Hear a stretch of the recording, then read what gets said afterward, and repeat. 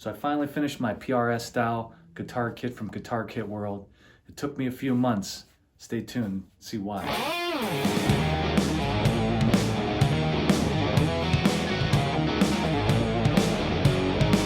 Alright, so I never built a guitar. You know, I've done a few things, changed pickups and done setup. So this is all new to me.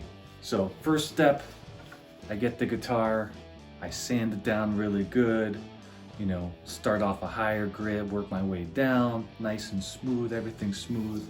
Then I went to staining.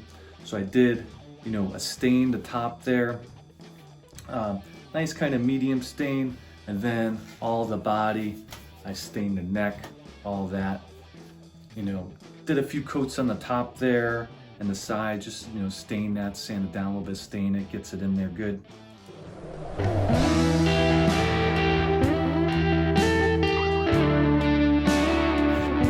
This is where it starts getting good. This is what I was worried about, you know, doing a set neck, gluing it, make sure it's at the right angle and everything like that. So I put it in there, dry, fitting great. Then I put some Titebond glue, you know, a little paintbrush, put all the glue in there, push it down, and then there was a little gap in between the body and there. So pushed it down a little bit, snapped. Hey. Guitar snaps. I was like, oh, what the hell? What am I gonna do now? So I emailed Billy at Guitar Kit World. He said, make sure it matches, glue it down, reclamp it down. I was like, okay, I'll do that. Let it dry for a few days. Started, you know, bending it, see if there's a gap. I think we're good. So what the hell? I'm gonna keep working, put it together. If the neck snaps, the neck snaps. I don't know. So started working. Then I went to the tung oil. Shout out to Richard James. He's putting tung oil on his guitar. It says really smooth, and I think they look tung really oil. cool. I did 2 coats of tung oil, and that turned out really pretty. So tung oil with mineral spirits, put it on there. Waited like 30 minutes, took it off, took off the excess, did it again, and then I hung it up for a few days. Tacky, I was like, okay, I heard it takes a long time. Let it go, let it go. A week or two goes by, still tacky. 2 weeks later. I was like, what the hell? So I was looking up online. If you put too much on, it doesn't really dry. So mineral spirits on a rag, wiped off the excess, and then the next day it was dry. I was like, all right, so did a couple more coats of tung oil, let it dry, we're good. So next thing we did, started doing some of the hardware. Tuners. Put the tuners in, measured them up, worked great. Nice tuners. Bridge, put the posts in there for the bridge and the tailpiece. Went in, bridge. This one right here, that was a pain. You know, I was hammering it, finally went in, but it was a little bit off. I don't know if I didn't put it in totally straight, but I had to kind of reposition that, then it went in. Pickups, you know, the neck pickup and the bridge pickup, did the pilot holes, put those in, and then we're on to the electronics. So, before that, did the handprints. I got my son, AJ, my daughter Ari, and my wife there, put their hands on there. But then electronics there, put them in. You know, I'm not a pro at this, I suck at soldering, but I did the best I could. So soldered everything up together, you know, was getting a signal. So I was like, all right, we're good. I just used a clean kind of amp setting. I was like, okay, we're good.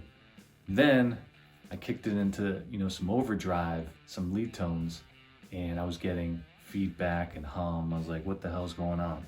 So broke out the multimeter, getting the signal everywhere to the bridge, everything like that.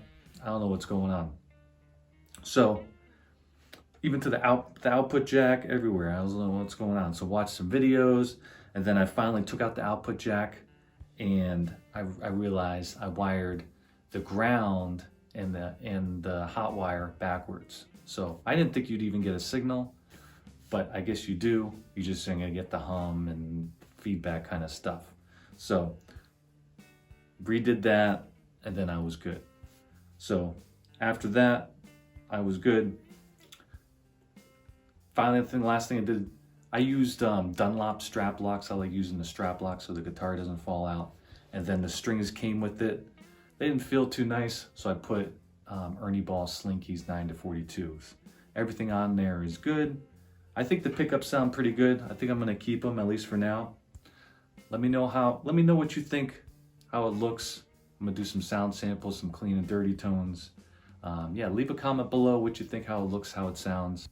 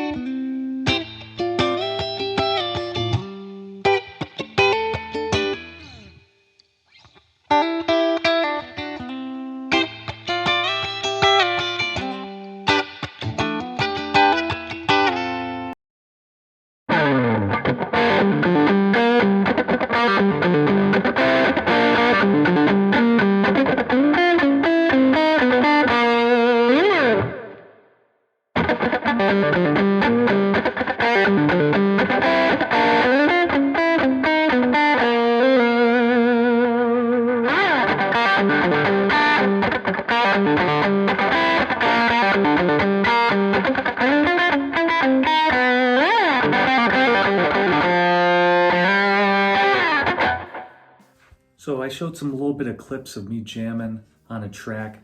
That track is actually by this dude Jim, DK Pedals. He kind of makes kit pedals, so I thought it would be kind of cool to use that track while I play kit guitar. So check him out. I'll put the link below. You can check him out. He's doing a little contest there too. He makes cool pedals. He's a good guitar player too. All right, so here's that full jam I did on that DK Pedals jam track. Check it out.